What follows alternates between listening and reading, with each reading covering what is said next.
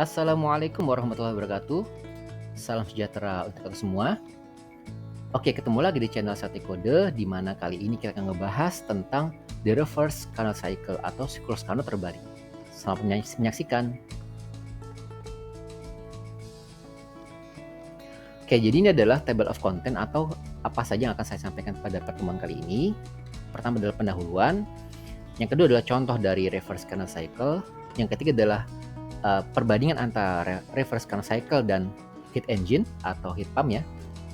Yang keempat adalah reverse Carnot cycle diagram atau contoh diagram secara umum untuk yang ideal dari siklus Carnot terbalik. Yang kelima adalah siklus refrigerator Carnot atau siklus pendingin Carnot. Yang keenam adalah desain refrigeration temperature atau temperatur refrigerasi yang sudah didesain untuk kondisi tertentu. Pada bagian pendahuluan saya akan menjelaskan tentang definisinya. Definisi dari siklus Carnot terbalik adalah sebuah reverse version atau versi terbalik dari siklus Carnot yang digunakan pada mesin kalor atau mesin pemanas.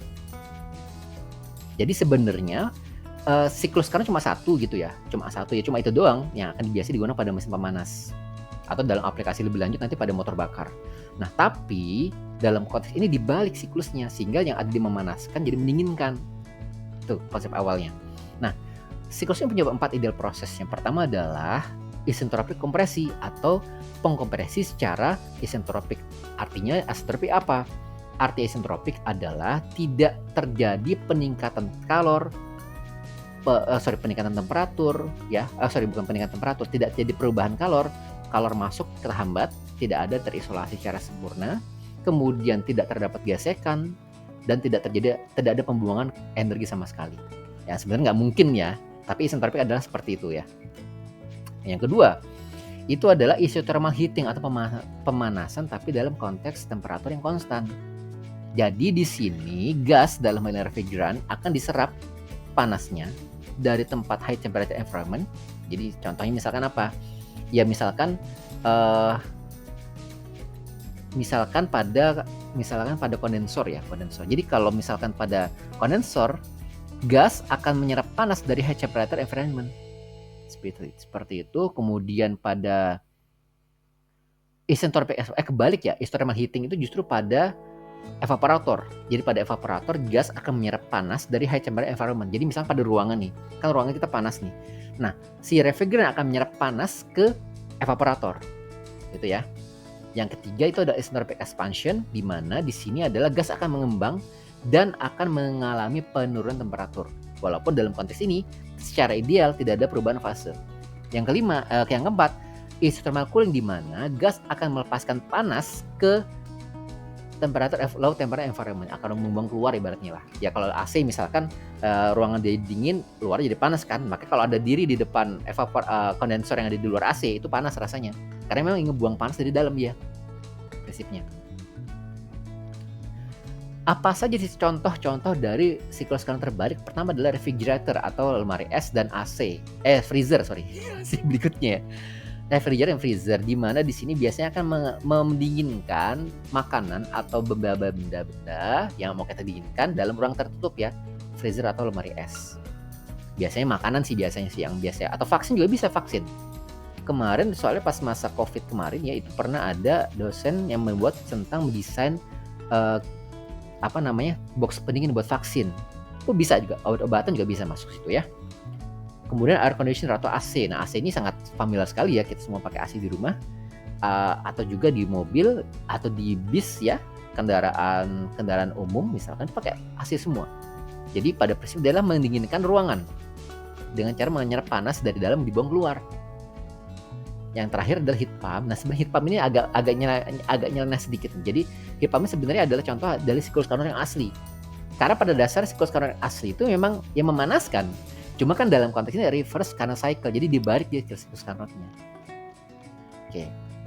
Next, apa sih beda antara heat engine sama reverse Carnot cycle? Sebenarnya sama dia. Dia itu ada siklus yang sama. Kalau diperhatikan gambarnya di sini ya. Ini yang bawah itu adalah reverse Carnot cycle, yang atas itu adalah heat engine. Ya biasa pada motor bakar ya. Nanti kalau Anda ngambil matrikel motor pembakaran itu bisa ada di situ.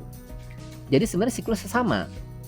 yaitu diagram PV ya, P itu pressure atau tekanan, V itu the volume. Sama, diagram sama. Cuma kalau Anda perhatikan yang dari yang atas ya, PC itu ya DC itu ya, itu kebalik kan, dari C ke D kan. Kalau yang bawah apa? Dari 4 ke 1 karena itu kebalik di situ doang. Jadi kebalik siklusnya. Maka disebutnya reverse karena cycle atau siklus terbalik. Jadi beda memang. Nah, kalau pada siklus Carnot pada heat engine itu akan mengkonversi kalor jadi kerja dengan cara mentransfer energi dari high temperature hot source ke low temperature cold source. Nah, sementara kalau reverse Carnot cycle kebalikannya, jadi menggunakan kerja untuk transfer kalor dari low temperature sources ke high temperature sources. Jadi apa namanya berkebalikan dengan si siklus Carnot pada mesin kalor. Nah, secara umum diagram seperti ini, walaupun agak beda sedikit ya turbin ya. Nih, karena sebenarnya turbin itu sebenarnya adanya contoh turbin ya dari buku termodinamika. Oke. Jadi di sini kalau Anda perhatikan di sebelah kiri ya, itu ada evaporator mengambil kalor dari cool medium. Terus sama si kondensor dibuang dia. Kompresor itu tujuannya mengkompres si refrigerannya sehingga dia bisa, si kondensor bisa ngebuang kalor, si evaporator bisa mengambil kalor itu dari refrigeran. Refrigeran ini mana? Yang dikompres sama si kompresor. Sementara turbin ini, kalau turbin ini sebenarnya bukan turbin ya. Kalau biasanya tuh di Matokol itu pakainya adalah kato ekspansi atau expansion valve. Tapi sama lah kurang lebih lah. Prinsipnya sama antara turbin sama kato ekspansi sama ya. Jadi pada turbin atau pada kato ekspansi terjadi perubahan fase saja. Jadi namanya isothermal expansion. Gasnya mengembang, temperatur turun. Tapi secara ideal tidak ada perubahan fase, walaupun nanti tetap ada perubahan fase ya kalau nanti masuk ke siklus aslinya ya. Kalau siklus ideal nggak ada perubahan fase. Jadi kalau Anda lihat di sebelah kanannya pada diagram TS, semua itu terjadi pada siklus campuran. Jadi kalau Anda perhatikan ya pada diagram TS ya di termodinamika nih, paling kiri itu adalah liquid phase atau fase cair, yang tengah itu adalah fase campuran, yang paling kanan adalah fase superheat atau uap jenuh. Nah, sementara kalau pada konteks ini semuanya pada fase campuran semua gitu. Jadi tidak kecuali nomor 3 sama nomor 4 ya. Pada kalau nomor 3 itu pada uap jenuh, nomor 4 pada cair jenuh. Satunya 1 dan 2 itu campuran. Nah, itu idealnya dalam kotak aja, tapi sebenarnya kalau dalam aslinya dia agak melenceng sedikit nanti. Nanti di next video akan saya jelaskan seperti itu ya. Nah, perhitungan COP atau coefficient of performance itu bisa dihitung baik pada Carnot refrigerator atau pada heat pump. Dia rumusnya agak beda sedikit. Coba kita lihat ya. Pertama lihat gambarnya dulu. Pada gambar sebelah kiri itu adalah siklus diagram PV atau pressure dan volume dari Carnot refrigerator atau reverse Carnot cycle. Jadi Carnot refrigerator itu sama dengan reverse Carnot cycle ya. Siklus terbalik itu ya si Carnot refrigerator ya. Sementara heat pump kebalikannya. Nah, or ini maksudnya dan itu ya. Soal gambarnya kayak gitu ya. Nah, pertama dari siklus 1 ke 3 ke 4 itu adalah isentropik kompresi. Dari 4 ke 1 itu adalah isothermal pelepasan secara isothermal pelepasan kalor. Ya. Kemudian ada 1 ke 2 itu adalah sebentar mana sih ininya? 1 ke 2 itu adalah isentropik ekspansi. Ekspansi secara isentropik kita dia. 2 ke 3 itu adalah isentropik isothermal absorbing heat, jadi dari tempat yang kita dinginkan. Nah, siklus ini itu kita bisa dihitung COP-nya atau performansinya. Nah, pada refrigerator R ya, itu tulisan COP R ya, itu adalah 1 per TH per TL. TH itu adalah temperatur hot, TL itu adalah temperatur low, dikurang 1. Nah, artinya apa? Nah, tapi di situ ada tulisan ref ya. Ref itu apa? Reversible. Jadi gini, ini agak ngulang sedikit termodinamika sih ya. Jadi ada istilah namanya reversible, irreversible. Reversible itu bisa balik atau bisa bolak-balik siklusnya. Yang sebenarnya nggak ada ya. Irreversible nggak bisa balik. Nah, sebenarnya seluruh konteks keteknikan itu berada pada pada kondisi irreversible, nggak bisa balik dia. Ya contoh misalkan Anda jadi gede, bisa jadi kecil lagi nggak bisa ya, kecuali minum kalau di anime Detective Conan minum APTX ya, racun apotoksin itu ya, jadi kecil lagi. Tapi sebenarnya itu nggak ada di dunia nyata ya, karena seluruh alam semesta ini sifatnya irreversible atau nggak bisa balik ya, nggak bisa balik. Nah, sehingga pada kondisi yang Tapi kalau nggak bisa balik, susah kita hitung nih, susah kita desain. Nah, makanya para ilmuwan ngebikin satu idealisasi di mana ada loh namanya sistem yang reversible bisa balik, itu sebenarnya teori aja, teori. Nah, jadi kalau ada tulisan COP ref itu ya, itu adalah maksudnya COP coefficient performance, refrigerator R maksudnya, ref itu reversible. Nah, sehingga di bawahnya itu ada tulisannya bahwa COP irreversible akan lebih kecil dari COP reversible. Jelas lah, karena irreversible nggak bisa balik lagi gitu ya. Salah satunya lagi COP HP itu HP heat pump ya, atau heat pump ya, atau pompa kalor ya, koma reversible sama dengan 1/1 min TL. TL itu temperatur low, per TH itu temperatur hot ya, atau temperatur high ya. Dimana COP heat pump yang irreversible lebih kecil dari COP yang reversible. Jelas lah, karena kan reversible bisa bolak-balik ya. Tapi sebenarnya reversible itu hanya ada, catat ya, hanya ada pada proses desain saja. Kenyataannya adalah irreversible. Cuma kalau irreversible tuh rumusnya agak panjang karena sifatnya empirik dia. Irreversible. Sebenarnya kalau reversible ya rumus teoritis.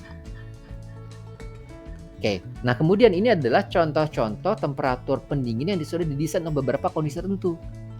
Jadi teman-teman semua harus tahu bahwa saat kita mendesain Anda kan engineer ya, pasti akan ada goals yang akan mendesain, ya nggak?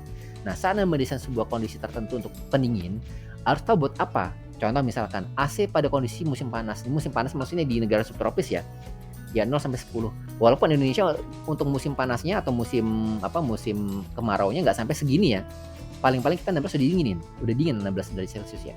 Kalau 0 ini sampai ya artinya negara subtropis ya. Tapi ini saya ambil dari bukunya Aurora, soalnya memang mengacu pada negara subtropis.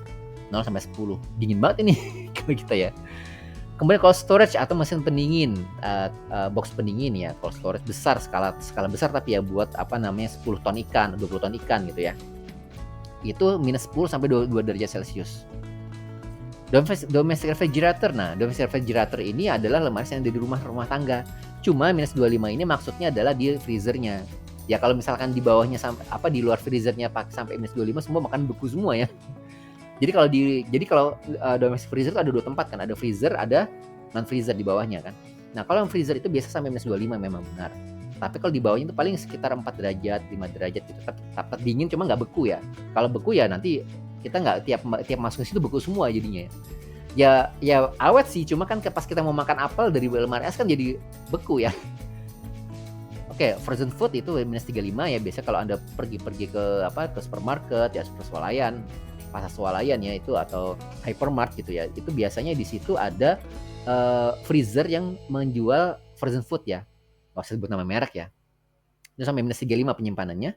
Kemudian freezing drying atau pendinginan pembekuan kering atau instant quick freezing. Nah, ini biasanya kejadian kalau di industri besar ya, pengobatan misalkan, atau industri pabrik misalkan yang membutuhkan pendinginan cepat, itu bisa minus 35 sampai minus 45 ada itu. Tapi ini bukan skala rumah tangga, tapi ini ada skala industri. Oke, dengan demikian selesai sudah untuk video siklus kantor terbaliknya. Sampai ketemu lagi di video selanjutnya. Stay tune di channel Satu Kode. Assalamualaikum warahmatullahi wabarakatuh.